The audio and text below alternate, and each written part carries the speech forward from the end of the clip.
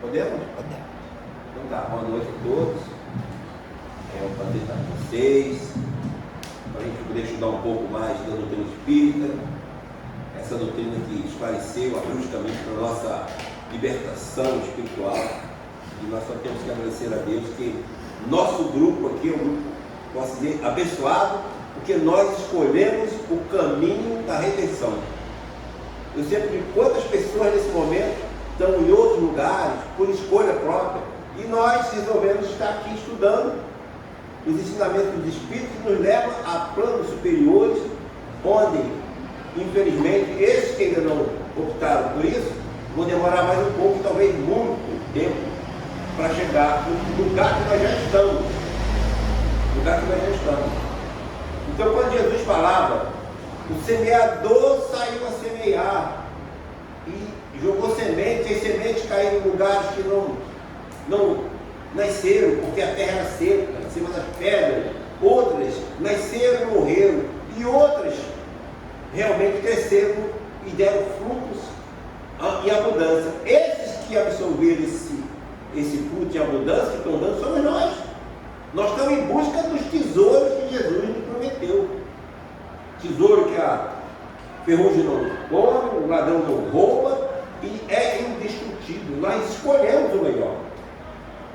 Quando Jesus foi na casa de Marta, que a Maria ficou ouvindo Jesus e a Maria ficou trabalhando e a Marta ficou ali ouvindo Jesus, ele falou assim, essa escolheu o melhor, porque escolheu as palavras de vida eterna. Então as escolhas que nós estamos fazendo agora são escolhas para o nosso futuro, para o nosso futuro espiritual. O assunto de hoje é exatamente para saber o que vai acontecer quando a gente sair daqui para lá. Os Espíritos trouxeram, hoje nós temos, digamos assim, uma infinidade de ensinamentos que foi para o nosso bem. Eu fiz até uma cópia de um assunto sobre isso, na questão 85 do Livro dos Espíritos. Kardec perguntou, qual o mundo principal? Qual o principal que vocês acham? É esse ou espiritual? Espiritual. O mundo espiritual é o principal, é o primitivo. E Jesus e Deus fizeram o mundo material, botando como o caminho para a gente chegar muito melhor no mundo espiritual. Aqui são o caminho das provas. Aqui nós somos testados. E a hora que a gente passa, a gente volta muito melhor. E nós já estamos no caminho. Quando a gente deixa a nossa família, o nosso lar, deixa de ver a novela e vem para aqui para escutar a palavra, é porque nós escolhemos o melhor. E na questão 85, Kardec perguntou, qual o mundo melhor? Qual o principal? Qual o mais importante? E eles responderam, dos dois mundos a que nos referimos, o principal é, pois, o espiritual, que preexiste. Ou seja, o mundo espiritual não precisaria do material. Deus simplesmente deu para o nosso bem. Foi escolha, que as coisas de Deus sempre são corretas. E ele fala aqui, que preexiste e sobrevive a tudo. Ele é constituído de matéria rarefeita. A matéria espiritual é matéria, mas é matéria de quinta essência. A matéria espiritual é matéria, mas é uma matéria de quinta essência. É uma matéria que a gente ainda não conhece, não domina.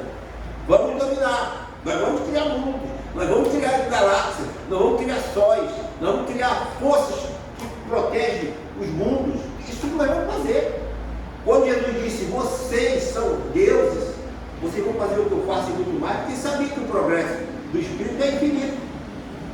E ele continua aqui, esse mundo espiritual é constituído de matéria rarefeita, capaz de resistir aos impactos da própria natureza. Há pessoas que não entendem. Há pessoas que não entendem. Como é que pode ter uma coisa que a gente não vê? Você não vê oxigênio, mas você respira, e sem ele você morre. Você não vê a força de gravidade, mas ela está aí. Sem ela, tudo é jogado para o espaço. Você não vê as camadas que nos protegem dos raios ultravioletas. A gente não vê as camadas que protegem para que objetos sejam destruídos antes de bater na Terra. Quem criou isso tudo? Qual foi a inteligência? Qual foi o homem? Se não foi o homem, foi alguém muito mais poderoso que nós. Então muita gente não entende como é que são esses mundos. O André Luiz, nas suas obras, explicou. Quando o André Luiz, naquela época, 42, quando saiu o livro do primeiro livro, Nosso Lar, que ele falou que tinha os transportes, não tinha motorista. Hoje em dia tem isso. Entendeu? Os transportes que não precisam são os autônomos, transportes autônomos. E vai chegar cada vez mais. Ele falou que era o Aerodus, que ia para um lado para o outro, não tinha motorista. Era tudo programado, igual tem outro, a programação dos drones, dos aviões que são não tripulados. E quando ele falou naquela época, o Chico quase que parou de escrever, porque disseram que ele estava maluco. Como é que o cara tem um aparelho na sua casa, que o outro fala do outro mundo e você recebe? Era televisão. Ninguém nem falava de televisão na Terra. Então, como compreender esses mundos? E aqui está escrito assim: há pessoas que não entendem, embora tenha dos espíritos, por estar encarnados e o contato com a matéria, os faz esquecer o plano que existe na dimensão do espírito. Os luminares, esses espíritos que trouxeram o espiritismo para nós, essas informações todas, que ditaram o livro dos espíritos, disseram que os espíritos povoam o espaço infinito, dando início a uma nova era de conhecimento sobre o mundo espiritual. No entanto, sendo o espiritismo uma filosofia religiosa e científica elástica, porque ela nunca, a doutrina espírita, ela é elástica, você está sempre aprendendo, é infinito o aprendizado. Ela não se restringe, ela se expande, por isso que o conhecimento é infinito. Então é uma doutrina elástica, adotando o progresso como necessidade para a paz de todas as criaturas. A sua revelação é contínua. Os espíritos superiores sopram onde quer, trazendo novos ensinamentos e desvendando novos segredos sobre aquilo que existe no mundo espiritual. É bom que observe quantas notícias já chegaram à Terra depois da codificação da doutrina espírita. Hoje a gente sabe coisas que a gente não sabia no passado. Hoje a gente tem todo o conhecimento na mão. Nós sabemos o que vai acontecer no dia seguinte que a gente estiver morto. Nós sabemos a hora que vai chegar a nossa morte. Nós sabemos de tudo. Não existe milagre da progressão dos espíritos. Existe trabalho, dedicação, igual a gente está fazendo aqui. Continuando aqui.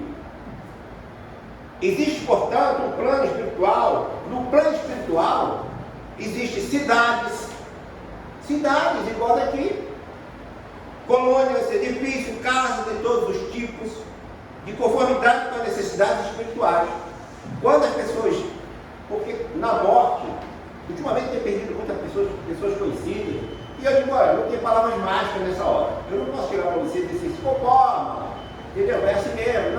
Não tem palavras que possa, digamos assim, confortar uma pessoa que perdeu o filho, que perdeu o pai, uma mãe, uma esposa, um marido. Não tem como, não existe palavras mágicas nessa hora.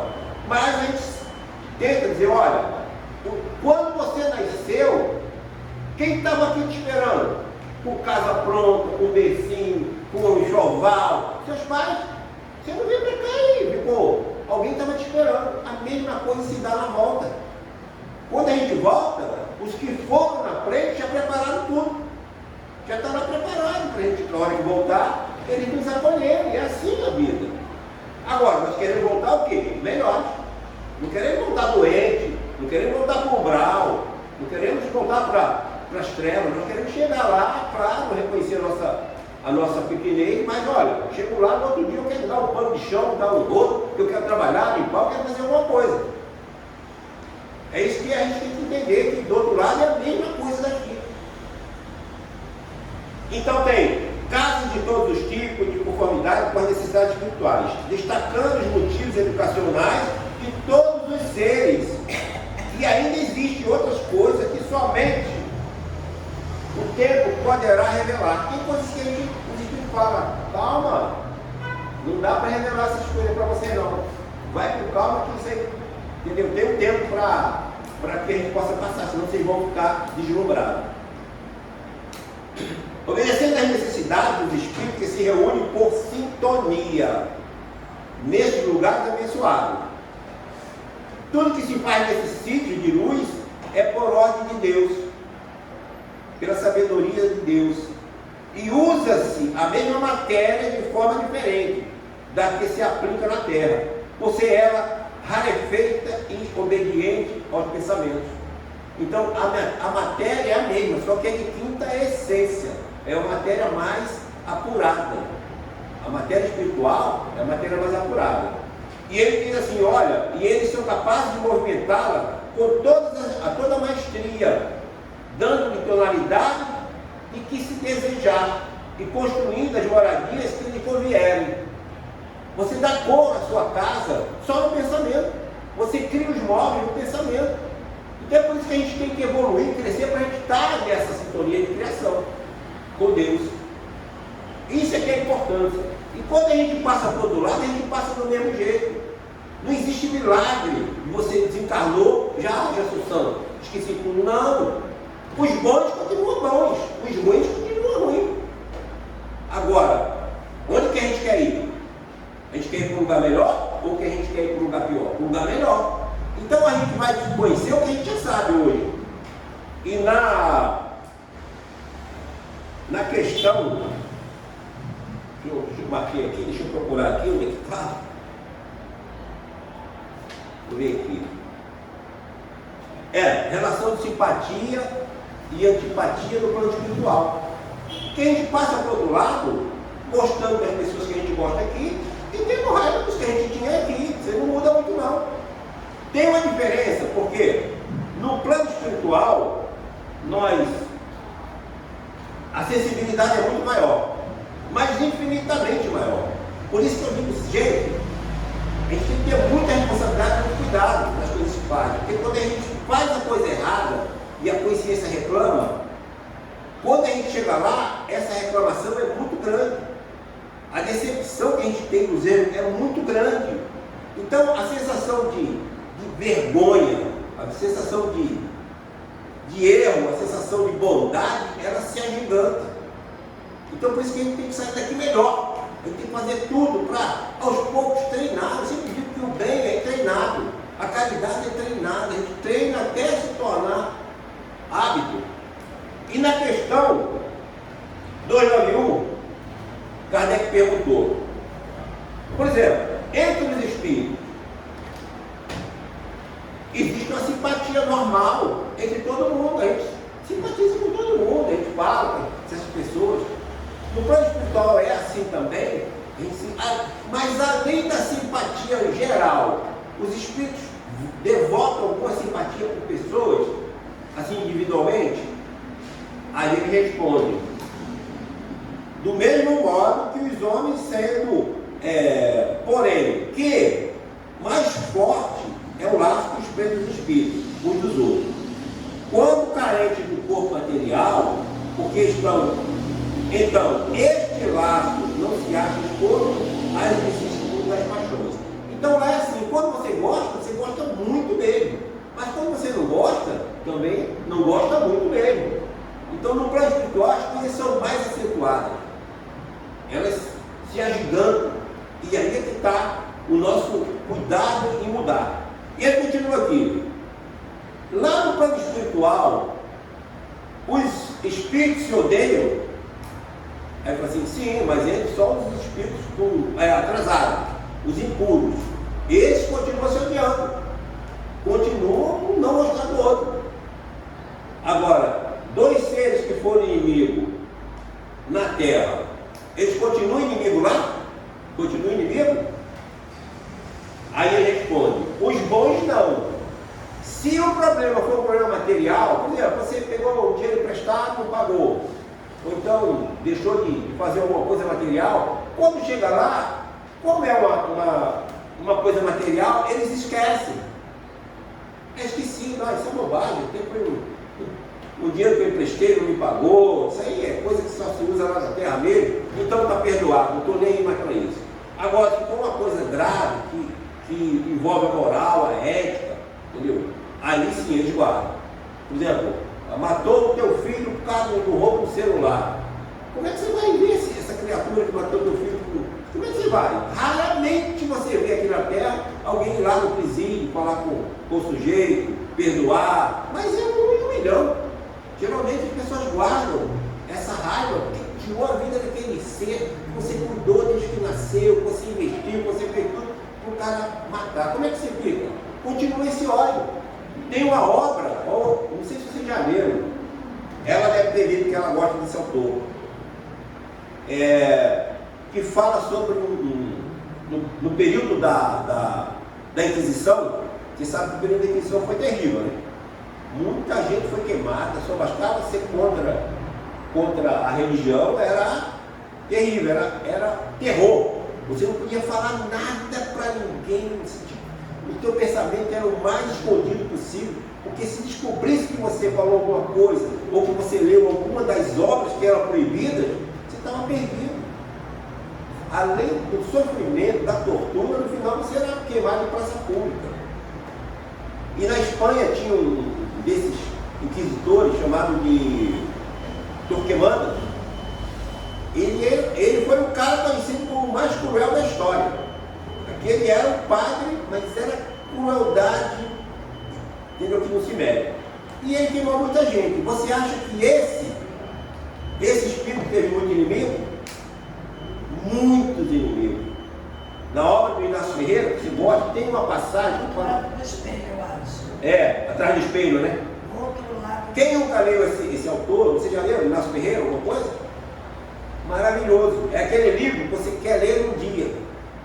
Como é que pode, eu fico imaginando esses autores, porque eles têm inspiração espiritual, a coisa sai muito bem feita. Você pega, eu me cheguei a ler até o 17º, depois eu fui estudar e parei. Mas numa dessas obras, que eu acho que é Atrás do Espelho, Do outro lado do espelho. do lado do espelho, né? Outro lado do espelho, né? É uma obra, eu li até o 17º. Ele conta a história do Torquemada, não sei se você se lembra. Ele nasceu no interior de Minas, eu me lembro dessa. Ele nasceu no interior de Minas, ele não tinha braço, não tinha pernas, e era como um bolo de carne. Ele nasceu de maneira horrorosa, porque o mal que você faz, você não tem escolha. Não tem escolha. Pessoas como essa não têm escolha de vida. É escolhido para ele, de acordo com de acordo com o que ele criou, a mentalidade dele, o que ele atrai, né?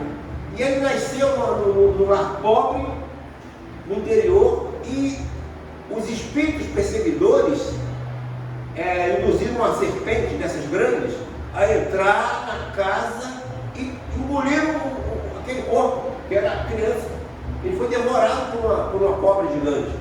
E quando os pais chegaram, a cobra já tinha ido embora, viram que foi ela, porque os espíritos maus, os espíritos que são perseguidos, que por um motivo qualquer praticam maldade, aqueles que sofreram a maldade, eles se vingam. Eles vão se vingando. Os que ainda são ligados à maldade, eles não deixam de um dia para outro de ser mal. Eles continuam perturbando. Por isso que o Chico diz que o perdão é questão de economia.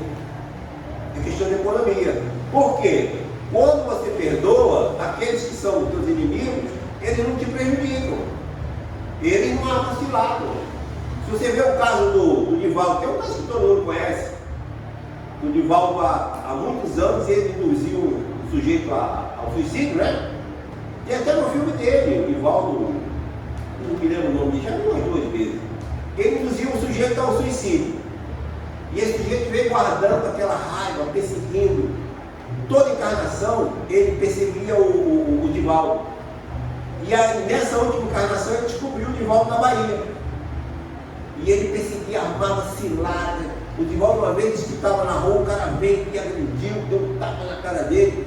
E ele falou assim, mas o senhor nunca viu, desculpa, eu confundi o senhor com outra pessoa. E o espírito ficava rindo. E ele via. Só foi aplacar esse ódio quando a mãe desse espírito nasceu.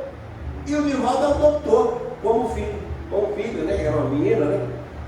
Ou era um menino, me lembro? Uma menina, não é isso? E ele falou assim, você vai cuidar dessa criança? E ele falou assim, vou cuidar sim. Vou adotar como todos os outros, botar com o meu nome, como filha. Aí ela falou assim, essa criança aí, esse espírito perseguia ele de tudo que é moda, ele aparecia, entendeu? Por todas as situações que pudesse constranger o Divaldo, era uma coisa terrível. E quando ele falou assim, não, eu vou adotar essa criança como minha filha. E ela falou assim, essa criança foi minha mãe, outra encarnação. Eu falei assim, eu sei. E esse momento era esperado, porque era um momento que eu estou há anos, há centenas de anos esperando que você me perdoe. E a partir dali, aquele espírito perdoou e passou a ajudar o Divaldo. Então, quando a gente perdoa, é questão de economia. Olha quantos anos esse espírito prejudicou o Divaldo. E quantas ciladas ele armou para o Divaldo. Ele conta essa história, né? Então, quer dizer, quando Jesus dizia, quando você tiver que ir para fazer uma oferenda a Deus, se você tiver alguma pendência com algum irmão, vai lá, deixa a oferenda, se reconcilia e volta para fazer sua oferenda. É o quê? Se você tem ódio de alguém, perdoa. Se ele não te perdoa, é problema dele. Você passa a não sofrer mais as consequências. As consequências só passam a ser dele. Então é isso que a gente tem que fazer. Agora, que eles realmente se vingam e existe ódio no plano espiritual, existe inimigo, existe. Continuando aqui, ó. Tem para aqui, ó. A lembrança dos atos maus que dois homens praticaram um contra o outro constitui um obstáculo a que entre eles reine simpatia. Essa lembrança os induz e se afastam um do outro. Ou seja, os espíritos também têm as suas dificuldades. Eles se odeiam e se afastam. Você vê a história do Sigismundo. Quem é que leu essa história do Sigismundo? Houve uma traição por causa de uma mulher, não é isso? Era um triângulo amoroso. E um matou o outro por causa da mulher. Esse criou um ódio terrível entre eles. E eles tinham que se reconciliar. Como é que se reconcilia? Olha a inteligência de Deus. Como é que você se reconcilia com os inimigos? Colocando em família. Olha a inteligência de Deus. Aqueles inimigos terríveis geralmente nascem na mesma família para que você possa perdoar. Depois que nasce como filho e você coloca no plano espiritual aquele inimigo feroz, terrível, nasceu como teu filho, aí você acabou, não tem mais motivo. E geralmente esses inimigos que vêm como filho, podem prestar atenção, nascem crianças com problemas, são as crianças que mais têm doença, para fazer a mãe se apegar àquela criança. São as crianças que dão mais problemas, são aquelas que mais tiveram problema no passado, para a mãe pegar aquele amor para aquele ser. E dá certo. Quando Deus junta 4, 5 corações da sua família, que são pessoas diferentes, aquilo é uma faculdade, cada um é uma faculdade. Olha o quanto você vai aprender com aqueles seres que vêm para você. Aqueles filhos, cada um tem uma maneira de pensar e agir, e você tem que educar todos eles, você tem que orientar todos eles, olha o aprendizado que você está dando. E a família é uma coisa, eu vejo às vezes assim, família é coisa, como é que diz, coisa de Deus, né? Assim, tem uns ditados que dizem assim, né? Coisas maravilhosas que Deus criou, mas porque nós, espíritos, nós não só somos homens ou só somos mulheres. No encarnação a gente nasce como homem, outra como mulher, um como filho, como pai, como avô, como irmão, para que a gente possa aprender nos núcleos.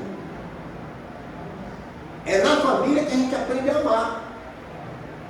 É na família que a gente aprende a crescer.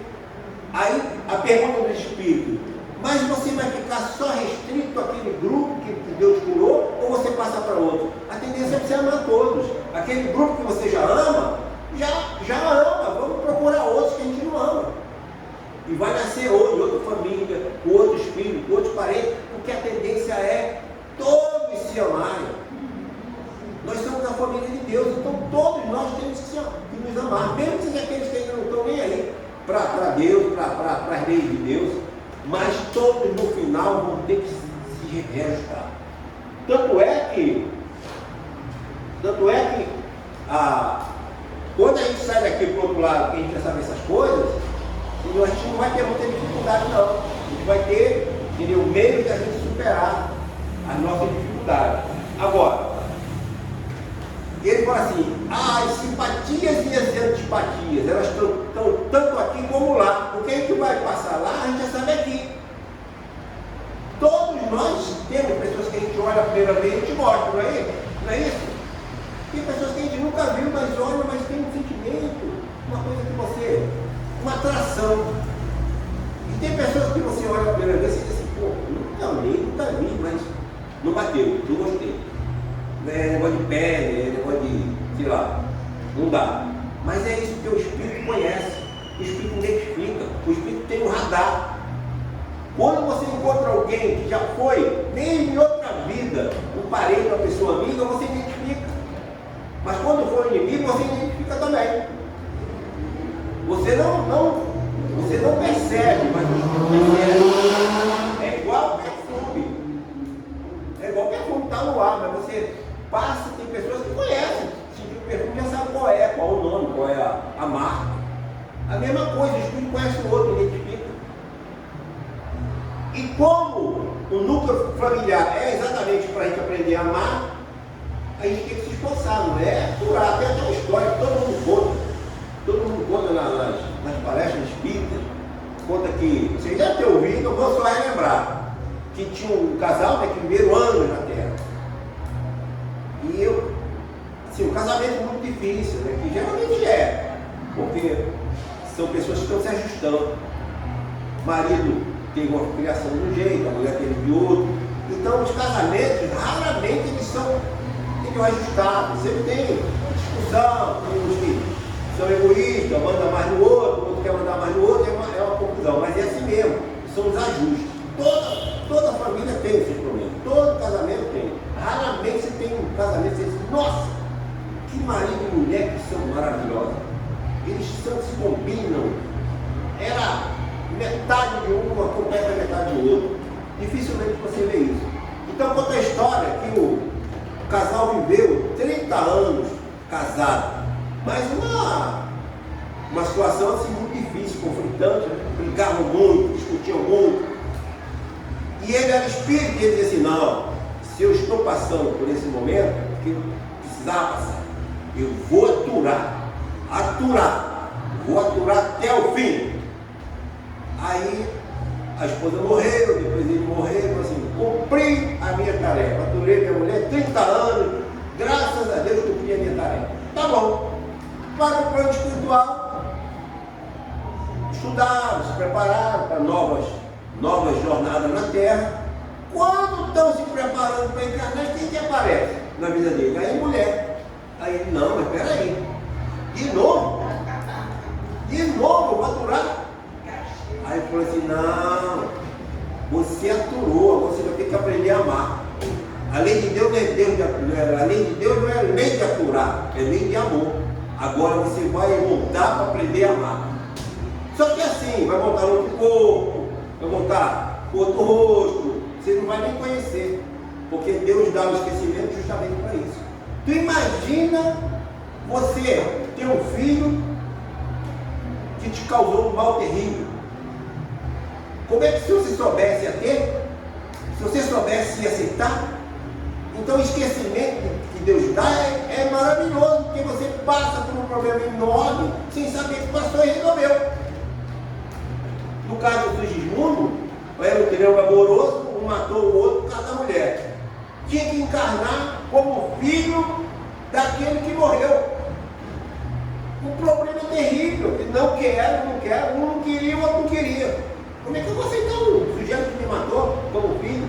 E o outro, quando viu à noite, quando eles dormiam, se reuniam para fazer o trabalho, para a reencarnação, fazer o planejamento. Então, quando eles se encontraram, o Sigismundo se apavorado, com medo do outro, porque se ela matou, fica apavorado, né?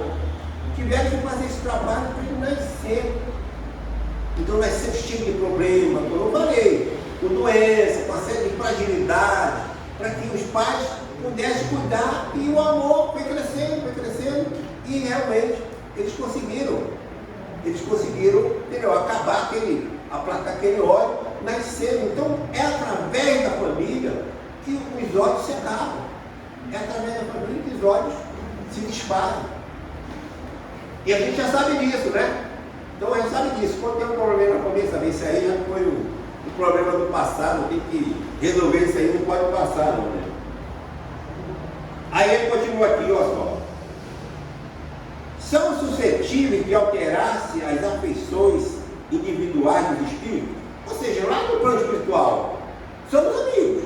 Estamos lá tal, e eu começo a estudar, começo a querer evoluir. Vamos, fulano, vamos assistir a palestra. Ah, não, hoje não vou não. Não vamos, fulano, vamos entrar no curso. Vamos botar no... Não vou não. Ah, eu vou. Aí eu vou, e ela não vai. O que acontece? Eu vou caminhar minha vida, e ela vai ficar. Então, entre os espíritos também tem isso. Se um quer aprender, quer evoluir, quer desenvolver, e o outro não quer, você se afasta. Isso também tem lá, é a pergunta que ele faz aqui. Os espíritos lá, eles se separam, deixam para trás, quando o outro não quer nada. Olha aqui, ó.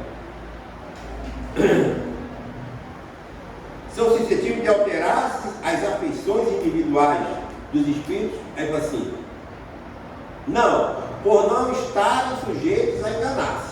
Falta-lhe a máscara sobre o que se esconde os hipócritas. Daí vem que, sendo puros duas afeições, são inalteráveis. Suprema felicidade lhe advém o amor que os une. Quando os espíritos realmente se combinam, que querem evoluir, que querem desenvolver, isso, esse amor entre eles cada vez fica maior, cresce mais. Continua a existir sempre no mundo dos espíritos a afeição mútua de dois seres, se consagram na terra, continua o amor entre duas pessoas lá, sem dúvida, desde que originada de verdadeira simpatia. Quando há verdadeira simpatia, se conserva. Essa coisa é tão importante que o Consolador do Emmanuel fala sobre isso. Eu até estava pesquisando e fala sobre isso aqui, ó, exatamente. No caso da simpatia. Deixa eu procurar aqui, marquei a página. Pessoal. Tá. No caso das afeições. Então esse livro aqui é muito bom também, o Consolador, porque são perguntas que complementam o livro dos Espíritos. O Chico foi perguntando ao Emmanuel e ele foi respondendo de uma maneira mais clara, mais evidente. E no caso do capítulo das afeições, que é a questão 103, o Chico perguntou: como devemos entender a simpatia e a antipatia? Ele explica: a simpatia ou a antipatia tem as suas raízes profundas no espírito, na sutilíssima entrosagem dos fluidos peculiares a cada um, e quase sempre, de modo geral, atestam uma renovação das sensações experimentadas pela criatura, desde o pretérito virtuoso em iguais circunstâncias. Devemos, porém, considerar que toda antipatia, aparentemente sendo a mais justa, deve morrer para dar lugar à simpatia que edifica o coração para o trabalho construtivo e legítimo da fraternidade. Ou seja, a gente tem que treinar, a gente tem que batalhar todo dia para ser melhor. Tem pessoas que realmente, eu fico estudando as pessoas. Vou fazer minhas caminhadas de manhã, tem pessoas que viram o rosto para não ser cumprimentado. Tem pessoas que baixam a cabeça para não dar um bom dia nem receber um bom dia. Eu entendo isso. Tem outros que sabem: bom dia, que Jesus te abençoe. Eu fico assim: nossa, olha a diferença. Tem pessoas que saem assim: bom dia, que Jesus te abençoe. Muito bom, muito bom. Eu cumprimento as pessoas. Se não respondem, o problema dele. Então, se tem pessoas que não gostam nem de ser cumprimentado, nem cumprimentado, como é que fica a situação dela? Muito difícil, né, de reverter. Né? Mas, infelizmente, é assim. O progresso ele não é uma coisa fácil. Quando Jesus disse: olha, o reino dos céus está ali, mas você tem que conquistar, não é fácil não, é muito difícil. Os tesouros que Jesus nos prometeu, está ali, mas você tem que conquistar. E a pior doença do espírito é o egoísmo. Enquanto você não deixar o egoísmo de lado, você não ama, você não gosta, você não ajuda, você não faz nada, porque você só pensa em si.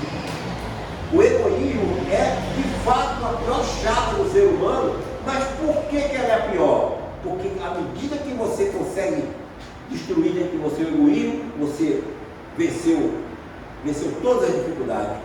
O egoísmo é a maior chaga, é a maior dificuldade do espírito, é o egoísmo. Mas se na hora que você vence, você já pode viver em qualquer mundo. Porque o altruísta, ele pensa mais no outro do que em si. O altruísta, ele socorre primeiramente o outro e deixa ele em segundo plano. Pode olhar todos esses espíritos que nós conhecemos na Terra, que fizeram o quê? Altruísta. Olha a vida do Chico. Quantos anos o Chico viveu só para fazer o bem? Qual de nós está nessa condição? Olha a vida do Divaldo. O Divaldo contou uma história que um jovem se empolgou com a palestra dele, ficou inebriado e falou assim: Divaldo, eu quero te seguir, eu quero te acompanhar, eu quero. Ele falou assim: meu filho, você sabe o que eu faço? Você sabe como é que é a minha vida? Você tem disposição de acompanhar? Eu vou dormir 2 horas da manhã, acordo às 4. Todo dia eu faço palestra em centenas de países. Eu não tenho vida, eu vivo para isso aqui.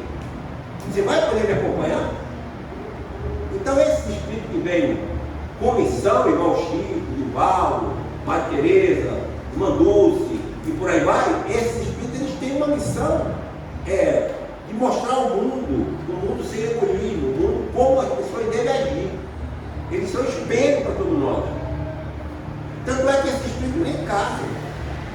Você vê Jesus não casou, não precisava casar. Até porque a missão dele era tão grande que ninguém ia acompanhar ele, nenhuma esposa ia poder acompanhar. O Chico não casou, porque a missão do Chico era só de trabalho com o próximo. Não ia ter tempo para cuidar de esposa. Os filhos do Chico é toda a humanidade. Os filhos de Jesus é toda a humanidade. Então esse espírito não precisa mais casar. Até porque ninguém acompanharia. O Kardec, ele casou, mas tinha um propósito, um ter filho. Porque aquele espírito que juntou a ele, a Meli, Gabriel Poder, ela era, digamos assim, as mãos e os pés dele. Ajudava ele em tudo, auxiliou ele em tudo. Porque quando o Kardec começou a escrever, não foi igual hoje, que ele escreve, faz reuniões, era tudo proibido. Era tudo proibido. Os primeiros livros de Kardec, o que eles fizeram? Pegaram e queimaram em praça pública. O ato de fé em Barcelona, porque achando que queimando o livro, queimava a ideia. Pelo contrário, os espíritos falaram para ele: não fique triste, Kardec, porque isso aí foi tudo preparado pelo plano espiritual. Quando eles queimaram esses livros, você vai ver quantas pessoas vão querer esses livros para saber o que tinha. E a doutrina cresceu, foi uma coisa astronômica, depois da fogueira dos livros do Kardec. Mas imagina você fazer uma obra, você se esforçar e vier um cara, toma tudo e queima. Só espírito muito poderoso, muito forte, para aguentar essa humilhação, essa perseguição. E ele trabalhou numa época que era terrível. A doutrina espírita no Brasil já foi proibido. As pessoas iam presas. Você estava reunido, porta fechada, e chegava a polícia e prendia. Era proibido. Hoje em dia a gente fala com portas abertas. E hoje em dia se divulga com maior facilidade, mas naquela época não era assim. Então o trabalho que a gente tem que fazer é um trabalho mais manso. Hoje em dia a gente tem liberdade de fazer o que quiser. Mas a gente já sabe das dificuldades que a gente tem conosco mesmo. A maior dificuldade para a gente crescer somos nós. Porque o resto está tudo liberado. Aí ele fala aqui, entrever ao espírito o objetivo da sua vida terrestre com relação à vida futura. Olha, certo que não vê. Certo que não vê. O espírito sabe como ele vem. É tudo planejado lá. Quando o André Luiz contava lá nas câmaras de preparação para a reencarnação, eles prepararam, diziam tudo o que ia acontecer. Olha, você vai passar por isso, por isso, por isso. Tá? A tua vida vai ter essa dificuldade. faculdade, tua vida vai ter esse problema, mas isso é para o seu crescimento. E são as provas que você tem que passar. Agora, o que nós recomendamos aqui é que você complete os seus dias. Não volta para casa antes do tempo.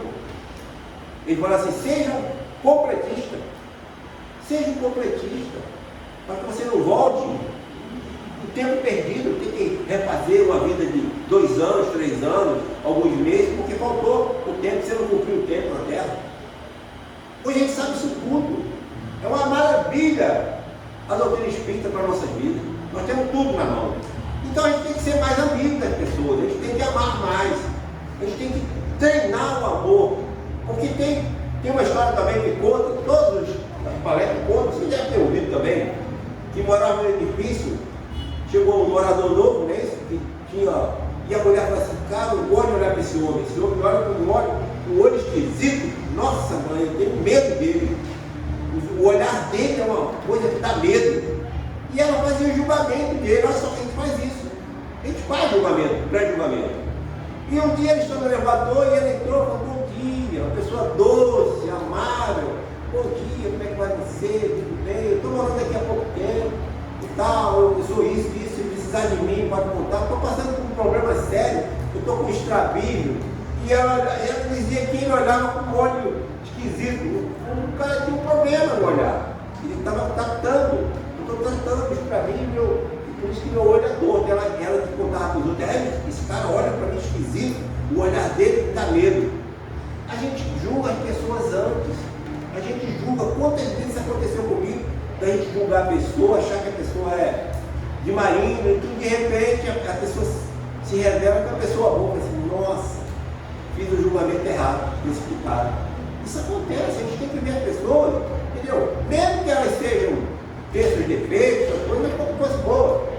Não é problema nosso, a gente vai treinando. A gente vai treinando para nosso bem, para a gente evoluir, para a gente crescer. Então quando a gente passa por ali lá, a gente leva as mazelas. A gente leva os nossos olhos, a gente leva as nossas indiferenças. E a gente tem que mudar, a gente tem que aprender. Vamos mudar para que a gente chegar do outro lado e chegue melhor. Se um parente é difícil, é porque a gente precisava daquele parente na nossa vida. E se o vizinho é difícil, se o companheiro de trabalho, é porque a gente precisava passar por isso. Olha aqui, ele pergunta aqui, ó. Pode tornar-se de futuro simpáticos espíritos que presentemente não são? A tendência é o quê? Todos se amarem, né? A pergunta aqui, aqueles que se odeiam na Terra, podem no futuro se amar? Sim, sem dúvida. Olha a resposta. Todos serão pessoas amadas no futuro. Todos serão. Todos serão. O espírito que hoje está numa esfera inferior ascenderá, aperfeiçoando-se e em que se ache tal como o outro espírito, e ainda mais depressa se dará ao encontro dos dois. Se o mais elevado for suportar mal as provas a que esteja submetido, permanecer estacionário. Ou seja, tem uma passagem porque não é só desencarnar e você sabe tudo, vê tudo, você já domina. Não é. Quando o André Luiz desencarnou, o que aconteceu com ele? Um médico famoso, rico, Rio de Janeiro, foi para o umbral. Foi para o umbral, ficou 8 anos lá. Por quê? Porque o André não tinha o conhecimento que a gente tem hoje. O André abusou da vida, abusou de tudo que pôde. E ele desencarnou com a doença. A doença causada pelo desregramento. Ele teve um câncer de estômago, que na época não tinha os recursos que tem hoje, e ele desencarnou, apesar de ter feito cirurgia, tudo um monte de coisa. E ele foi para o umbral, e lá chamava o vento de suicida. E ele não sabia por quê. Porque ele morreu causado por os desregramentos da vida dele. Bebia, fumava, comia churrasco, aquelas coisas que faz mal, essa bebida que estraga. Fora o ciclo que ele pegou e tal, isso aí tudo ajudou. Agora você vê, o espírito fica tão, digamos assim, perdido, que ele não vê nada. Não tem nem como ajudar. A mãe dele não podia ir ao encontro dele, porque ele se a mãe fosse e reconhecesse, a coisa piorava. O que ela fez? Pedia ao amigo para ir substituindo ela para poder fazer com que ele acordasse, ele visse a realidade. Depois de 8 anos no umbral, foi que ele reconheceu esse amigo da mãe e perguntou para ele: você é o que? Um anjo? Você é um santo? O que é que você é? Ele disse: não, eu sou um amigo, só estou aqui, mas eu só te vi hoje. Não, eu estou aqui há muito tempo. É que você estava tão envolvido com seus problemas que você não enxergava. E quando ele realmente reconheceu que era espírito, ele começou a se perguntar: nossa, eu morri, mas eu estou vivo. Por que eu estou passando por isso? Por que está acontecendo essas coisas comigo? E ele falou assim: não, André, o espírito só morre o corpo, o espírito continua. E você, estão me chamando de suicida, mas eu não me suicidei. Eu falei assim: não, porque a sua morte se deu pelo desregramento que você teve na vida. Você teve uma doença e abreviou a tua morte. Você era para viver mais, você viveu menos. Isso aí é suicídio indireto, mas é involuntário. Aí começou o diálogo e ele começou a realmente a entender a coisa. E só saiu de lá quando ele já tinha condição de sair. Então foi tirado, levado para o nosso lar, e lá ele começou os trabalhos, e olha que ele teve a coragem de parar tudo que ele passou. Que não é todo espírito, você não vê obra da maioria dos espíritos falando as coisas ruins que ele passou. E o André Luiz falou. O André Luiz teve a coragem de relatar tudo que ele passou para que a gente pudesse não cair na mesma cilada. A coragem que ele teve é muito grande. É louvável dizer assim: ó, gente, eu fui isso, pelos meus erros. E tem mais, quando ele chegou lá, ele já queria operar, sou médico, eu estou aqui. Não, André, você vai ter que começar uma coisa que você não teve: humildade. Aprender humildade, amor ao próximo. Você tem que treinar essas coisas que lá você não tinha. E ele foi para as câmaras de retificação trabalhar com aqueles enfermos que traziam do plano espiritual, do lado do umbral, que chega doente, e eles vão cuidar, eles vomitando aqueles miasmas, e ele limpando. O médico passou a ser um faxineiro. Então tem muita gente, isso a gente já sabe. A gente tem que ter humildade, a gente não chega lá achando que é dono do pedaço, que não é. Mas para isso a gente tem que fazer por onde? Na lei de Deus, nada é dado, tudo é conquistado. Tudo é conquistado. Entendeu? Por que eu falei do egoísmo? Porque o egoísmo é o pior dos defeitos que nós temos. E ele é o mais difícil de sair. Ele é o último a sair de nós. Mas à medida que ele sai, você tem um salto quântico. Aquele que se livra do egoísmo, ele dá um salto quântico. Você já pode viver em qualquer mundo. Porque o egoísmo é o que mata toda a essência do espírito. E quando você deixa de ser egoísta, você se torna um espírito puro. Porque o egoísmo é de propósito colocado na vida da gente para a gente lutar contra ele. Quando Jesus viveu aqui, ele viveu como homem, mas ele venceu tudo. Ele disse: eu venci o mundo. Eu venci o mundo. O que é vencer o mundo? Egoísmo, vaidade, orgulho, isso tudo. Ele não deixou se levar, porque ele no corpo de homem podia escorregar, fazer as coisas erradas. Mas ele disse: eu venci o mundo. E a gente tem que vencer. Por isso que Deus botou o egoísmo como a pior chaga, a pior doença do ser humano, para que você, a hora que vencer, você se libertou de tudo que é ruim. Mas isso é treinamento, é treinar, ser otimista, porque a gente tem as nossas barreiras, a gente tem as barreiras de fazer o bem, de perdoar, de ajudar, a gente tem ainda, mas se lembre disso que a gente tem que treinar, mesmo contra a vontade, a gente tem que fazer, porque é fazendo que a gente treina, que a gente passa por cima dessa coisa terrível que está em todos nós, mas que a gente tem que lutar. As coisas não são dadas, são conquistadas. O reino do céu é conquista. E a gente tem que trabalhar para fazer em nós o reino do céu, trazer o reino do céu para a terra. Nós somos esses que vamos trazer o reino do céu para a terra. Vamos plantar aqui o reino de Deus na terra.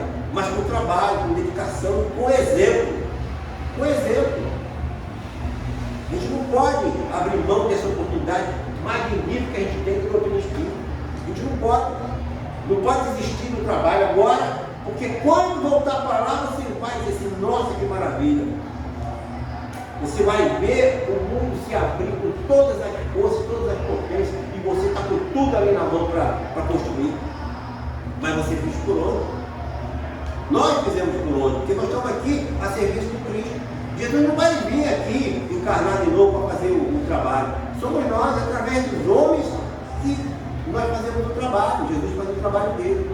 É através dos homens que nós socorremos os homens. É através dos homens que nós ensinamos aos outros, exemplificando. Então é isso que a gente tem que fazer. Então, nós passamos para o outro lado exatamente como nós estamos aqui. Então, se leva amor, leva amor. Se leva ódio, leva ódio. A gente não pode ser odiando. A gente não pode se voltar lá para o plano espiritual e passar uma vergonha enorme. Nossa, principalmente você que conhecia a doutrina espírita.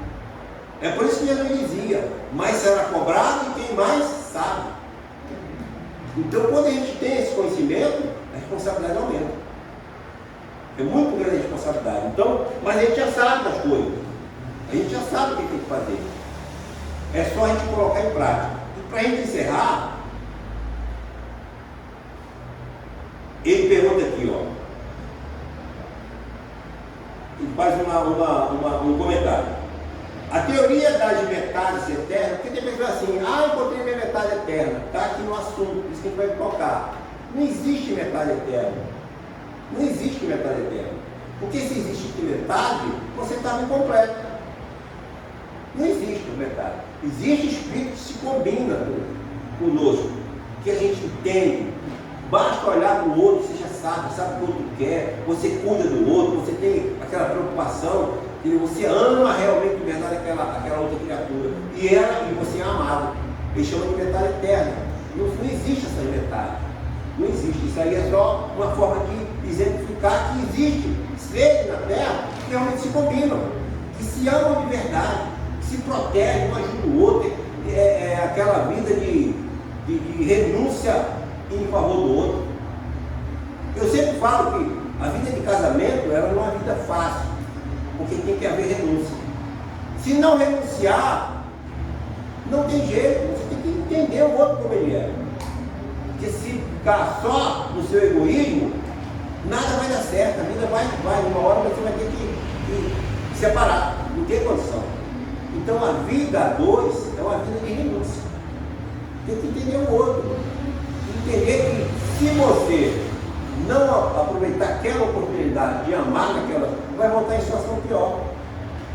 Aproveita a oportunidade, refaz o pensamento, a forma de viver, de agir, refaz, entendeu? Reconstrói, dá oportunidade, deixa para lá. Tem um amigo que fala assim, tem um chá que é ótimo, um chá para lá, entendeu? Que você esquece as coisas, as ofensas, as cobranças. Eu estou casado há 45 e tenho mais 5 de namoro, 50. Mas a gente tem o nosso problema, todo mundo tem. Se eu fosse levar a sério as coisas, eu tinha separado há anos. Mas eu sei que a vida é assim, ela tem os seus momentos de felicidade, tem momentos de angústia. Mas a gente não pode se levar e deixar aquilo crescer, porque senão aí você não controla mais. No outro dia, eu já esqueci tudo. Eu já nem lembro nada. Deixa para lá. Já foi, já passou. Não guardo. Eu fico até com pena. Porque eu digo assim, nossa, podia estar entendendo as coisas melhores. Porque eu vou contar para vocês. Eu estou na doutrina há mais de 30 anos. Católico, 40 anos. Estou com 7,3, vou para 7,4. E eu sempre tive minha dúvida na doutrina católica, os porquês da vida, porque isso, porque aquilo. E eu só fui achando a doutrina. Já contei essa história para vocês aqui. Então tem que fazer o culto no lar. Comprei todos os livros, Pentateuco, os Espíritos, Evangelho, Céu e Inferno, Velho. Comprei todos, comecei a estudar, tem que fazer o culto no lar.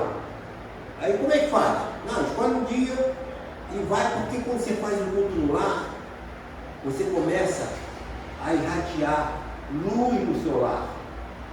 Isso vai crescendo para o vizinho. Isso vai crescendo para teu bairro, para a tua cidade, Quando você faz um culto no lar, você espalha luz na tua redondeza. Isso vai crescendo, vai aumentando. Mas você vai ter dificuldades no início. Porque você sabe que nós temos companhias não muito agradáveis. Os nossos inimigos, que a gente vem pra cá, a gente tem, sempre teve, a gente fez muita coisa errada na vida, a gente angariou alguns inimigos na vida. Então você vai ter problemas, tem palavras. Mas não desiste. Escolhe um dia, uma hora e faz o culto do lar. Porque quando você escolhe uma hora, aqueles amigos espirituais, eles agendam dia e hora para você. Eles vão naquele dia, naquela hora. E eu comecei a fazer uma terça-feira. Mas a minha esposa não entendia, católica, não entendia, e eu fazia o culto sozinho. Aí ligava a televisão, ligava o som, fazia um barulho, me perturbava. E eu pensei até em desistir. Aí eu falava para o pessoal que era mais antigo, falava assim, não desiste não. É assim mesmo. Quando você faz o culto no lar, você leva luz para dentro de casa. Os espíritos que não gostam de luz começam a perturbar, para que você pare. É igual você entrar com um facho de luz numa caverna que vive na escuridão há anos. Aqueles insetos que estão lá ficam tudo malucos com a luz. Eles não estão acostumados com a luz. A mesma coisa é um culto no lar. Mas passa, não desiste. E eu fazia todo dia e tal, toda semana, acho terça ou quarta-feira. Agora eu faço de sábado, às 18 horas. Todo sábado, ano eu faço. Aí ela, você tirou um desses dias, ela foi botar o troço no liquidificador e foi bater um negócio lá, o liquidificador explodiu. Jogou tudo para a parede, sujou tudo, ela se assustou, nunca mais, na hora do culto, ela fez barulho. Ficava no quarto dela lá, fechado, e eu fazia o meu culto. Depois ela foi chegando e hoje ela faz. Demorou, mas aceitou. Então toda vez que está na hora, ela já fala assim, está na hora, vamos embora. Aí eu boto a água, pego o livro, a gente lê, uma página, estudo o Evangelho do Espírito, faz a prece inicial, a prece final, e toma água, e hoje ela já aceita. Mas no início foi um problema. Mas eu entendi isso tudo, é assim mesmo. Mas a gente não pode parar. A gente tem que insistir nas coisas que são para o nosso bem, para o nosso futuro. Então, ouça e pratique o bem. Faça, não importa se alguém te ofendeu, deixa para lá, faça a sua parte, porque a gente não sabe o dia de amanhã. Jesus dizia, quem é que sabe o dia de amanhã? Quem é que sabe o dia que vai voltar? E a gente voltar mal é muito ruim, principalmente sabendo que a gente sabe. Então vamos exercitar a bondade, o amor próximo, caridade. Caridade que é o principal disso tudo. Quando a gente faz caridade, tudo está envolvido de bom na caridade. Você deixa de ser vaidoso, você deixa de ser egoísta, a caridade envolve isso tudo de bondade. Então é fazendo a caridade que a gente supera essas nossas mazelas, para a gente evoluir, para a gente crescer, para a gente ir para Jesus, que está esperando a gente. Jesus está esperando a gente e Ele sabe da nossa dificuldade, Ele sabe do nosso esforço. Então Ele sabe que está nos ajudando, Ele está aqui, porque Jesus disse, toda vez que mais de dois se reúnem no meu nome, eu estou presente. E Jesus está presente aqui todos os dias, todas as horas, porque Jesus é como o sol. O sol é um sol, mas ele irradia para todo o planeta. Jesus é assim até em todo lugar, porque ele se irradia em todo lugar. E ele está aqui, e ele nos ajuda, e ele nos protege, e ele nos fala no ouvido o que a gente tem que fazer. Então, a mudança já está sendo feita, nós somos os abençoados, os escolhidos. Agora só precisamos cada vez fazer mais, porque quanto mais a gente fizer, mais a gente recebe. Então que Jesus esteja no coração de todos nós, que abençoe os nossos parentes, que abençoe os nossos amigos, nossos filhos, todas as pessoas que a gente conhece, que livre das doenças, dos vírus, das bactérias, da violência do mundo, da maldade humana, que a gente possa ser exemplo de Jesus para todos nós, para toda a humanidade. Muito obrigado pela paciência.